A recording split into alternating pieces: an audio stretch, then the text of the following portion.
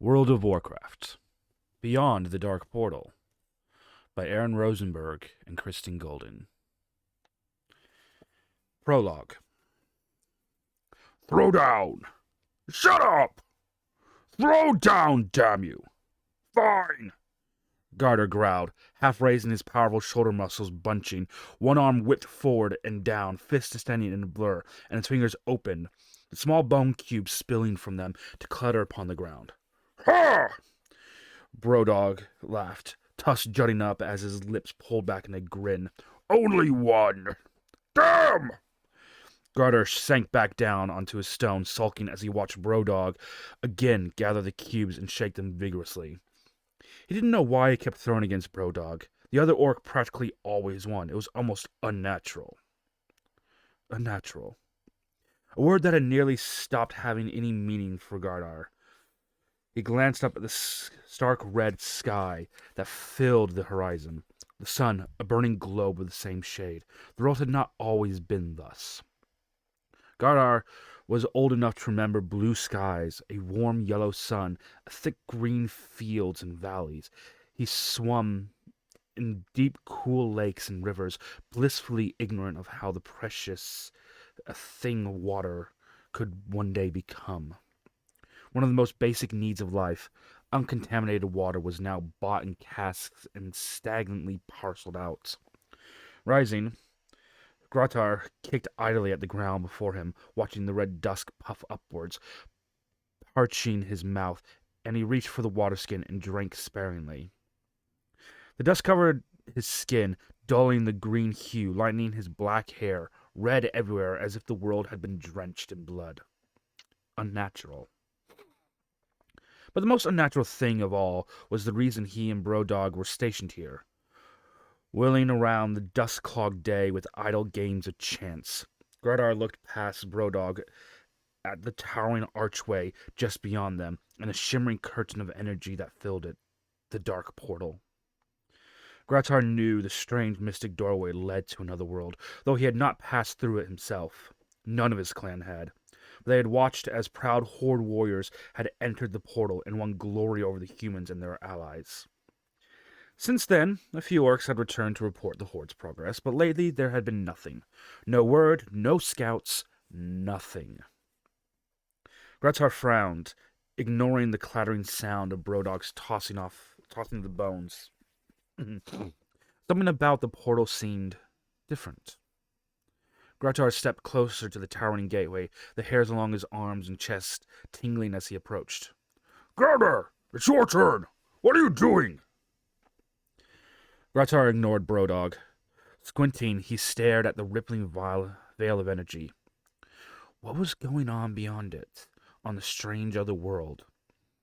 As he watched the curtain's undilating shimmer grew and became more translucent, allowing Gratar to see through it as if through murky water. He squinted, his eyes peering intently, and gasped, staggering back. Playing out before his eyes as if he were watching a ritual enactment was a fierce and violent battle. What? Brodog was beside him in an instant. The gains were gone, and then he was gasping as well. They both stared for a second before Gardar regained his wits. Go! He shouted at Brodog. Tell him what is happening! Right, the commander! Brodog's eyes were still glued to the scene before them. No! Gardar replied sharply. He had a gut feeling that what was about to happen would be more than his commander was prepared to handle. But one orc he knew might. Ner'zhul! Get Ner'zhul! He'll know what to do! Brodog nodded and took off at a run, though not without glancing back a few times. Gardar heard him leave, but still his gaze was riveted to the battle that was so violent but so oddly veiled. He could see orcs, some of whom he thought he recognized, but they were fighting strange figures, shorter and more narrowly built, but more heavily armored. These strangers, they were called humans, Gradar remembered, were quick and numerous as knots, swarming over the bewildering orcs and overpowering them one by one. How could his people be suffering such defeat? Where was Doomhammer? Gradar saw no sign of the massive, powerful war chief. What had happened on that other world? He was still watching, sickly enraptured, when he heard the sound of approaching feet. He tore his gaze away to see Brodog had returned with two others. One, a massive figure, larger by far than any orc, and much stronger, with pale milky skin and heavy features. An ogre, and a mage, by the cunning Gardar saw glint in his eyes, in his small, piggy eyes. More important than this towering figure was the orc who accompanied him, pushing his way forward right up to the portal itself.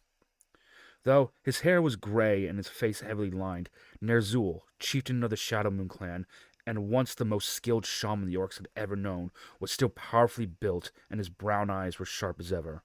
He stared at the portal and the vaguely glimpsing disaster unfolding behind its shimmer. "A battle, then," Ner'zhul said to himself. "And one the Horde is losing," Gretar thought. "How long has—" Ner'zhul began. Suddenly, the space framed by the dark portal shifted, its energy swirling violently.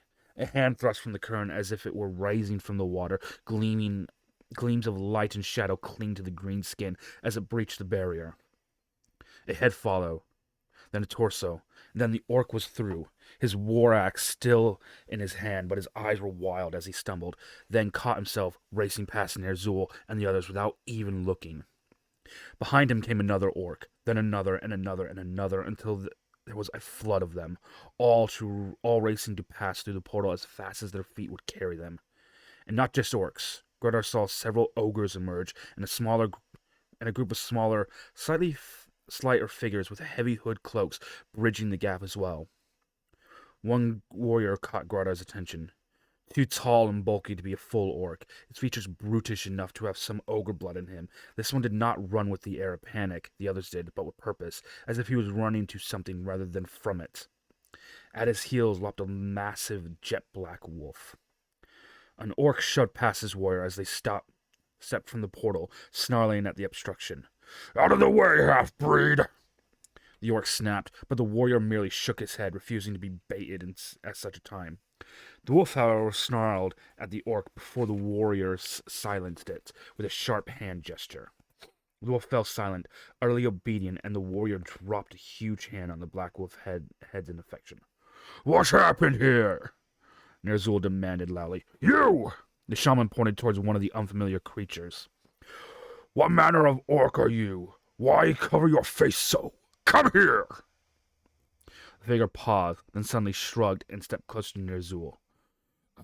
"Wish," he said in a cold voice that had a slightly mocking tone to it. Despite the heat of the land's baked, lifeless soil, Gardar shivered. A mailed hand slid the hood back, and Gardar could not help but cry out in horror. Perhaps the being's features had once been fine and regular, but no longer. The skin was a pale grayish green, and had burst open at the juncture where ears met jaw. A thick trickle of ooze glimmered. Swollen, cracked, purple lips drew back in a smile as the eyes glowed with malevolent humor and fierce intelligence. The thing was obviously dead. Even Ner'zhul shrank back, though he rallied quickly. "Who are you? What are you?" Ner'zhul demanded in a voice that shook only a little. "And what do you want here?" "Don't you recognize me? I'm Terran Gorfiend," the figure replied, chuckling at the shaman's obvious discomfort. "Impossible. He is dead and gone, slaughtered by Doomhammer, along with the rest of the Shadow Council." "Dead, I am indeed," the creature agreed. "But not gone. Your old apprentice, Gul'dan, found a way to bring us back and into these rotting carcasses." He shrugged, and Gardar could hear the lifeless flesh creak in slight protest. "It suffocates." "Gul'dan," the old shaman seemed more shocked by the revelation than by the sight of the walking corpse in front of him. "Your master still lives. Then you should return to him. You forsook me and the shaman tradition to follow his lead and become a warlock when you lived. Abomination. Serve him now that you are dead." But Gorfiend was shaking his head. Gul'dan is dead, and good riddance. He betrayed us, having the Horde at a crucial moment, and forcing Doomhammer to pursue him instead of conquering the human city. That treachery cost us the war. We have lost, Ner'zhul stammered. But how is this possible? The Horde covered the very plains, and Doomhammer would not go down without a fight. Oh, he fought, Gorfind agreed. Yet, all his might was not enough. He killed the humans' leader, but was overpowered in turn. Ner'zhul seemed stunned, turned to look at the panting-blooded orcs and ogres who had rushed through the gates moments earlier. He took a deep breath and straightened, turning to the ogre who had accompanied him. Dentrag, summon the other chieftains. Tell them we are to go here at once, bringing only weapons and armor. The wave washed out of the portal with no warning. A massive energy burst that slammed all of them to the ground. Goddard gasped for breath. The wind knocked out of him. He stumbled to his feet, only to be greeted by a second explosion, more violent than the first. This time, hunks of stone had been snatched up by the energy that powered the portal and came flying past them. Chips and slabs and slivers and sheets. The curtain, certain wavered, became opaque. No!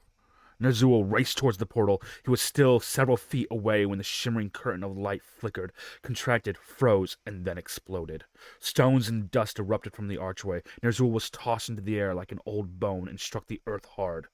Dentrag let out an angry bellow and rushed to his master's side, scooping him up as if he weighed nothing.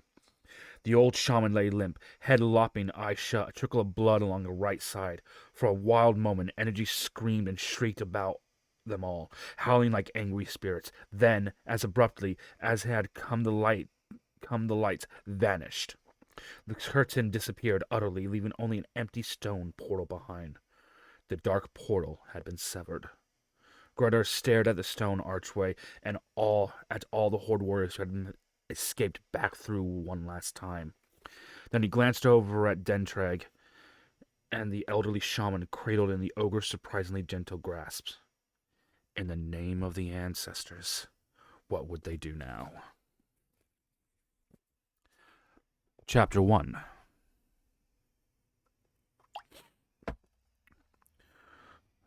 Ner'zhul.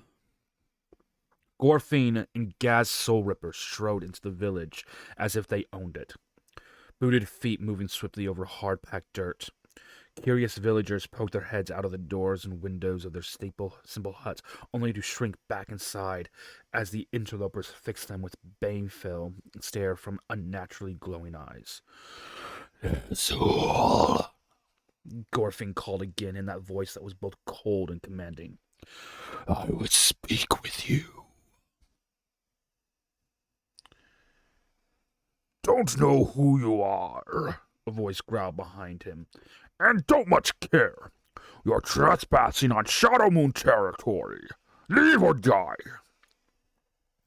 I need to speak with Ner'zhul, the Death Knight replied, turning to face the powerful orc warrior who had stepped threateningly behind him.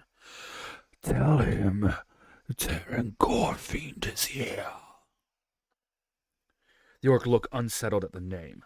Gorfind! You're a Death Knight. He grimaced, showing his tusk, glancing at Gorfind and his companion.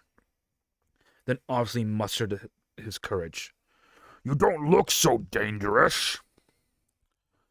Dangerous enough, replied Soulripper. He turned and nodded at something the orc could not see. Several more beings, their faces hooded but the glowing eyes visible, emerged from the very shadows of the village's huts and stepped up beside the two fellow Death Knights. Gorfind chuckled, and the orc swallowed. Now fetch your master, lest your arrogance be your swift death instead. Ner'zhul sees no one, the orc stated. He was beginning to sweat, but he obviously had his orders. Gorfine sighed. A strange whistling sound as air was taken into then expelled from dead lungs.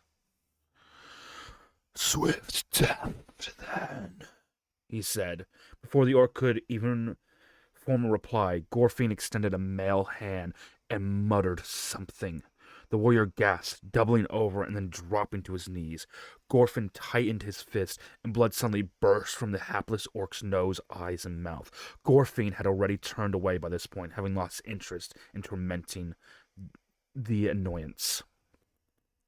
"Dark magic!" One of the Shadow Moon warriors shouted, grabbing up his axe beside him.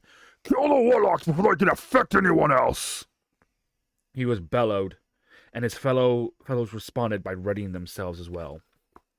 Gorfin whirled, glowing eyes narrowing. "If you all die, so be it. I will speak with Ner'zhul." This time he extended both hands, and darkness formed at his fingertips. It exploded like glowing black flames, knocking back the orc who had hurried the axe as well as his fellows. They lay where the blast had blown them, screaming in agony. "Stop! There's been enough killing already!" The old orc's voice rang with authority. Gorfin lowered his arms, and his companions fell back, watching their leader. "There you are, Ner'zhul," Gorfin drawled. "I thought that might get your attention." He turned, regarding Ner'zhul, mildly surprised to notice that the old orc's face had been painted white, almost like a skull. Gorfin mused. As their eyes met, Ner'zhul's widened. "I have dreamed of you," he murmured. "I had visions of death, and now here you are." Long green fingers reached to touch the skull painted on his face. Small bits of white flaked off at the gesture. 2 years I have been dreaming of this. You have come for me, then. For us all. You have come to take my soul. Not at all. I have come to save it. But you are partially right. I have come for you, but not the way you think. I wish to see you lead. Ner'zhul looked confused. Lead? Why? So that I can destroy more of the Horde? Haven't I done enough? The old shaman's eyes were haunted. Nay, I am done with such things. I led our people once, straight into Gul'dan's plots, straight into schemes that doomed this world, and the battle that nearly destroyed us. Seek leader elsewhere. Gorfin frowned. This was not going as expected, and he couldn't simply slay Ner'zhul as he had the shaman's clansmen. He tried again. The Horde needs you. The Horde is dead, Ner'zhul snapped. Half our people are gone, trapped on that horrible world, and the lost to us forever. You want me to lead that? They are not lost forever, Gorfin replied, and the calm certainty in his tone brought Ner'zhul up short. The portal was destroyed, but many may yet be restored. That got Ner'zhul's attention. What? How? A small rift remains on Azeroth, Gorfin explained, and this side is intact. I helped create the dark portal. I can still sense it. I can help you widen the rift until the Horde can pass through it.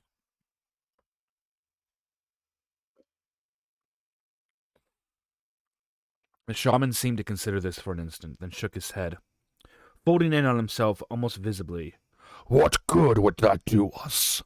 The Alliance is too great a foe. The Horde will never win. Our people are as good as dead already. All we have left now is the manner of that death. Again, his fingers touched the painted image on his face, almost of their own volition. His weakness disgusted Gorefiend.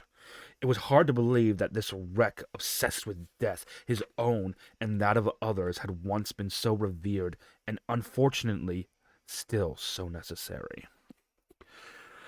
Death is not the only option. Not if we rebuild and use this portal. Gorefiend countered, forcing patience. We don't have to win. We don't even have to battle the Alliance again. I have quite another plan for the Horde. If I get hold of certain artifacts, there are things I learned about from Gul'dan. Gul'dan and his twisted schemes. They reach out and destroy lives even beyond the grave. He scowled at Gorefiend. You and your plans, and how much power would you gain from success? Power is all you Shadow Council bastards think about. Gorefiend's patience, never great, had evaporated, and seized the old shaman arms and shook him angrily. 2 years since the portal collapsed, and you have been hiding in your village, while the clans slaughter each other. All they need is guidance, and then they will be powerful again. Between your supporters and my Death Knights, we can force the clans to obey you. With Doomhammer dead or imprisoned on Azeroth, you are the only one left who can lead them. I have been examining the portal, assessing the damage, and I told you I have a solution. I've assigned several Death Knights to the site already. Even as I speak to you, they are working spells, preparing for its reopening. I am sure it can succeed. And what is the solution? Ner'zhul spat bitterly. Did you discover a way for us to return to Azeroth? And win the war we lost 2 years ago? I think not. We are doomed. We will never win. He turned away and took a step back towards his huts. Never mind the war. Listen to me, old man. The Death Knight shouted after him. We do not need to defeat the Alliance because we do not need to conquer Azeroth. Ner'zhul paused and glanced back. But you said you can reopen the portal. Why do that if not to return there? Return, yes, but not for battle. Gorefiend closed the gap between them again. We need only to find and claim certain magical artifacts. Once we have those, we can leave Azeroth and never return. And stay here. Ner'zhul waved a hand, the gesture encompassing the massive, sickened landscape around them. You know as well as I that Draenor is dying. Soon it will not be able to sustain even those of us left. He had not remembered the shaman as being so slow-witted. It will not have to, Gorefiend assured him, speaking slowly as if a child. With these artifacts in hand, we can leave both Azeroth and Draenor behind and go someplace else. Someplace better. Now he had Ner'zhul's full attention. Something like hope flickered across the white-painted face. For a long moment, Ner'zhul stood posed, either to re-enter his hut and resume his self-pitying seclusion, or to embrace this new possibility. You have a plan for this? The old shaman asked finally. I do. Another long pause. Gorefiend waited. I will listen. Ner'zhul turned and stepped back into his hut. But this time, Terran Gorefiend, Warlock and Death Knight, came with him. Chapter 2. Look at this place. Gen Greymane, king of Gilneas, gestured at the citadel towering over them, the same massive structure whose front gates were striding through as he spoke. Though a large, burly man, Greymane was dwarfed by the edifice they were entering. the arch of its front gate more than twice its height. The other kings nodded as they too passed through, admiring the thick outer walls with their heavy block construction. But Greymane snorted, and his frowns showed he did not echo their approval. "A wall, a tower, and a single keep!" he rumbled loudly, glaring at the half-completed building beyond. "This is where our money has gone to." "It is big," Thoris Trollbane pointed out. The Tress Stormgrad ruler was usually wasting a few words as possible. "Big is expensive." The other kings grumbled somewhat as well. They all grieved at the cost involved, especially since the alliance leaders were sharing the expenses equally. "How great a price do you put on safety?" commented the tall, slim young man near the front of the group. "Nothing worth having comes cheaply." Several of the others ceased their grumbling at the stubble admonition. Varian, the recently crowned young king of Stormwind, had known safety and been robbed of it. His realm had suffered greatly at the hands of the orcs during the First War. Much of the capital city in particular had been reduced to mere rubble. "Indeed. How does the rebuilding go, your majesty?" A whip-thin man in green naval garb asked politely. "Very well, thank you, Admiral," Varian replied. Though Dalen Proudmoore was the ruler of Kultarask, he preferred to use his naval title. "The Stonemasons Guild is doing an excellent job, and I and my people owe them our gratitude. The finest craftsmen with skills to rival those of the dwarves themselves. And the city is rising higher and higher every day." He grinned at Greymane. "Worth every copper, I say." The other kings chuckled, and one of them, tall and broad with gray-blonde hair and blue-green eyes, caught Trollbane's gaze and nodded approvingly. Ternus, ruler of Lordaeron, had sponsored young Varian when the prince and his people had sought refuge from the Horde, and had taken the youth into his own home until such a time as Varian could be restored to his father's throne. Now that time had come, and Ternus and his old friend Trollbane were well pleased with the results. Varian was a clever, charming, noble young man, a natural leader, and a gifted diplomat for one so young.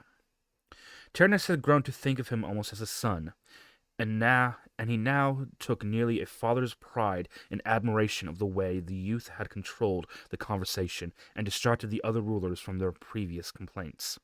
"In fact," Varian continued, pitching his voice slightly louder, "there's a miracle worker himself." The king indicated a tall and powerfully built man speaking adamantly with some dusky-looking workmen. The man in question had black hair and dark green eyes that sparkled as he headed towards them. Having clearly overheard the words, Ternus recognized Edwin Van Cleef, the head of the Stonemasons Guild and the man in charge of both Stormwind's restoration and the construction here at Netherguard Keep. Varian smiled and beckoned him over. "Master Van Cleef, I trust the work continues apace." "It does, your majesty. Thank you," Van Cleef replied confidently. He banged a heavy fist against the thick outer wall and nodded proudly. "It'll hold against all comers, sire. I promise you that." "I know it will, Master Van Cleef," Stormwind's king agreed. "You've outdone yourself here, and the take's some doing." Van Cleef nodded his thanks, then turned as another man somewhere by one of the unfinished buildings called for him. "I best be back to work, your majesties." He bowed to the assembled rulers, then turned and hurried off towards the shouts. "Nicely handled," Ternus said softly to Varian as they fell into pace together. "Diffusing Greymane and flattering Van Cleef all at the same time." The younger king grinned. "It's an honest compliment, and he'll work all the harder because of it." He pointed out just as quickly, and Greymane only complains to hear the sound of his own voice. "You've grown very wise for your age," Ternus said, laughing. "Or just wise in general." Of course, Vandrin hidden reprimand could not shut Greymane up for long. As they crossed the wide courtyard, Gilneas' king began grumbling again, and soon those rumbles in his thick black beard formed words once more. "I know they are hard at work," he admitted, grudgingly glaring at Varian, who grinned in reply. "But why all these buildings?" He waved a large hand at the single completed keep they were entering as they passed beneath the portcullis and up the stairs. "Why go to so much trouble and cost to create such a citadel? It's only here to maintain watch over the valley where the portal once stood, is it not? Why would a simple keep not have sufficed?"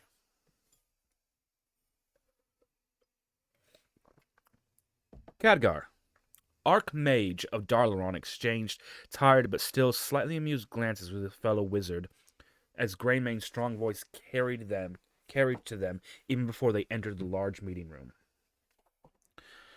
"It is good to hear Greymane to his old self," Antonidas, leader of the Kirintor, commented dryly. "Yes, some things never change," Khadgar replied, stroking his full white beard. He turned his youthful quickness giving a seemingly lie to his lean visage, to face the kings. "You want to know what your money has brought you, then?"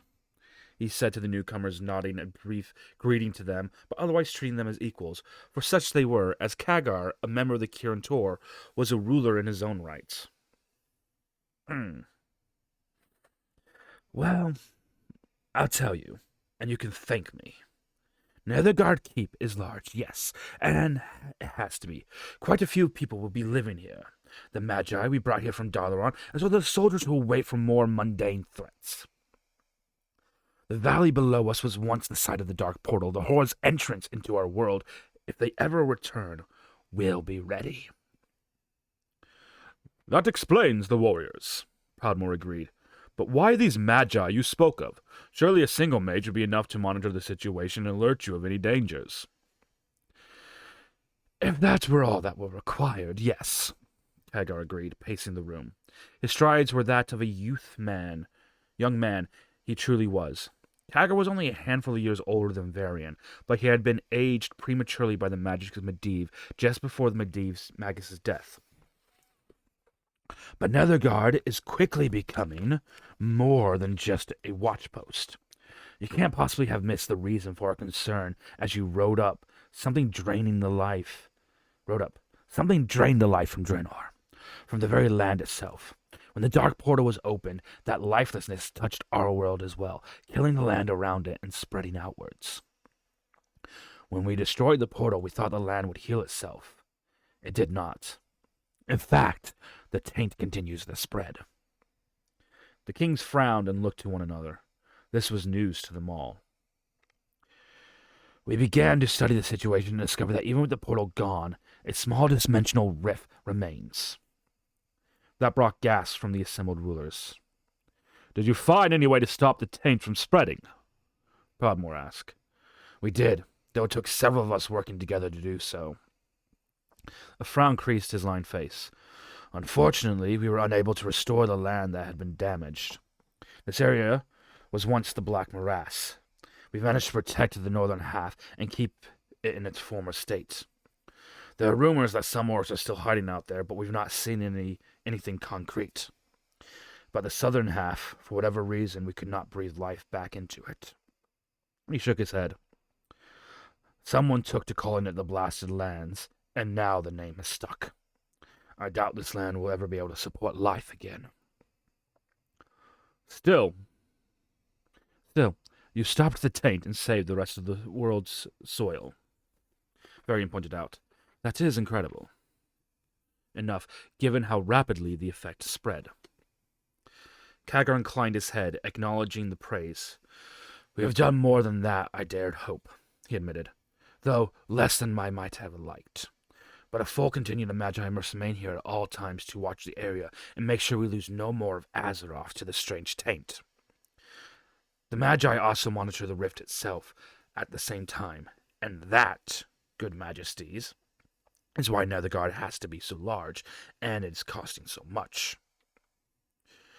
Is there any risk of that the rift might reopen? Trollbane asked, and the others turned back to Khadgar, clearly awaiting his answer, but worried about what it might be. He could read their thoughts on their faces. The idea of reliving what had happened 8 years before, when the portal had opened and the orcs had come pouring through, unnerved them all. Khadgar began to answer, but was interrupted by a shrill call from just outside the meeting hall. I think the final member has just arrived by Griffin and landed on the walkway. Walkway, he said.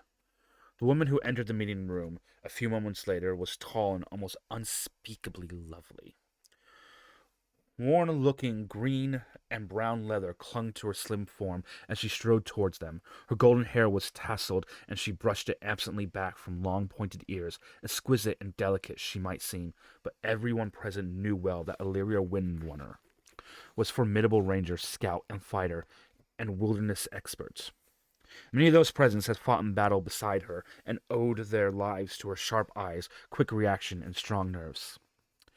Khadgar, she said bluntly as she stepped up beside him, tall enough to almost look him eye to eye. Illyria, he replied. Affectionate nostalgia made the single word warm. They'd been comrades in arms not so long ago, good friends fighting a good fight, but there was no warmth in her eyed gaze, nor on a face that, while beautiful, might have been carved from stone for all the animation it displayed. Illyria was courteous, but that was all. Inwardly, Khadgar sighed, stepping back through the door and gesturing for her to follow. This had better be good, she said as she entered the room, proper, and nodded briefly to the various kings. Despite her willowy build and youthful golden looks, Illyria was easily older than any of the human rulers, which made her immune to, and often mocking of, their majesty. I was hunting orcs. You were always hunting orcs, Khadgar countered, more sharply than he intended. But that is part of why I wanted you here for this. He waited until he had her full attention, and that of the various kings. I was just explaining that we've noticed the dimensional rift in the area where the dark portal once stood, Illyria. And recently, the energies emitting from it have increased dramatically. What does that mean? Greymane demanded. Are you trying to tell us it's getting stronger? The young old mage nodded. Yes, we think the rift is about to expand. Has the Horde found some way to restore the portal? Theranos asked, just as shocked as the rest. Perhaps not, Khadgar answered. But even if they cannot create a stable portal again, once the rift alone is large enough, the orcs will once more have access to our world. I knew this would happen! Greymane all but shouted. I knew we hadn't seen the last of those green-skinned monsters! Beside him, Illyria's lips curved, her eyes glowing bright in what was anticipation. How soon? Trollbane asked. How many? How many we cannot say, Khadgar replied, shaking his head. How soon? Very. As little as a few days, perhaps. What do you need from us? Theranos asked softly. I need the Alliance army, Khadgar answered bluntly. I need the entire army here in case the rift does begin widening. It's quite possible we could have a second horde pouring into that valley. He smiled suddenly. The Sons of Lothar must step forward once again. The Sons of Lothar, that's what they had taken to calling themselves, the veterans of the Second War. The victory had been brought, but at a dear cost. The death of the Lion of Azeroth, Anduin Lothar, who had been the man all were willing to follow. Khadgar had been there when he fell, slain by the orc chieftain Orgrim Doomhammer, and he had been there when his friend Thralian, now the general of the Alliance forces, had avenged Lothar by capturing Doomhammer. Lothar's protege, coming into his own, carrying on a heroic legacy, and thus, in blood, had been born the Sons of Lothar. Are you sure about this rift? Theranos asked carefully, clearly reluctant to offend the wizard, which Khadgar mused was hardly ever a good idea, but in this case he wasn't offended at all. I wish I weren't. The energy level is definitely rising. Soon that energy will be enough to widen the rift, allowing the orcs to pour forth from Draenor onto our worlds. He felt suddenly tired, as if sharing the bad news had emptied him somehow. He glanced again at Illyria, who noticed the gaze and lifted an eyebrow, but said nothing. "We cannot afford to take any chances," Varian pointed out. "I say we rally the Alliance army and make ready for war just in case." "Agreed," Taranis said, and the others nodded their approval. "We'll need to contact General Turalian," Varian continued. Illyria stiffened slightly. A flicker of unreadable emotions crossed her face, and Kagar's eyes narrowed. Once, the Elven Ranger and the human paladin had been more than just comrades in arms. They'd been good for each other. Kagar had always thought Illyria's age and wisdom strengthened Turalian's spirit, and his youth and innocence softened the somewhat jaded elf. But something had happened. Kagar had never known what, and was discreet enough not to ask. An alarming cold distance had sprung up between Turalian and Illyria. Kagar had felt sorry for them at the time. Now he wondered if the distance would cause problems. Varian appeared to not have noticed the subtle change in Illyria and continued. "As commander of the Alliance army, it is his job to gather our soldiers and prepare them for what lies ahead. He is in Stormwind now, helping us rebuild our defenses and train our men." An idea occurred to Kagar, one that might solve the two problems at once. "Illyria, you could reach Turalian more quickly than anyone else. Take the Griffin and head to Stormwind. Tell him what's happened, and then we'll need to assemble the Alliance army immediately."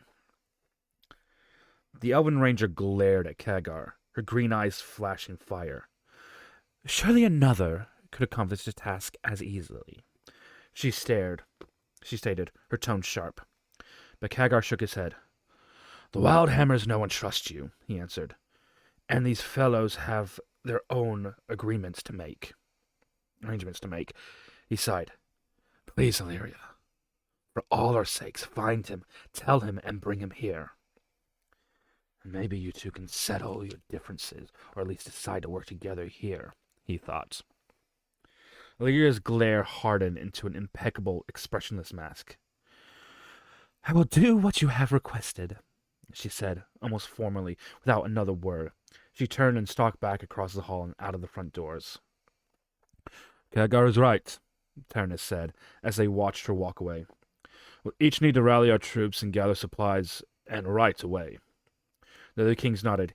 Even Greymane was quietly complaint. The thought of the horde returning had shocked any gripping clean out of him. Together they moved toward the doors, heading back to the courtyard. From there, toward the massive front archway that had first passed not under an hour ago. "There you go," Kagar whispered as he watched the kings depart. "Go and rouse the sons of Lothar. I just pray it's not too late."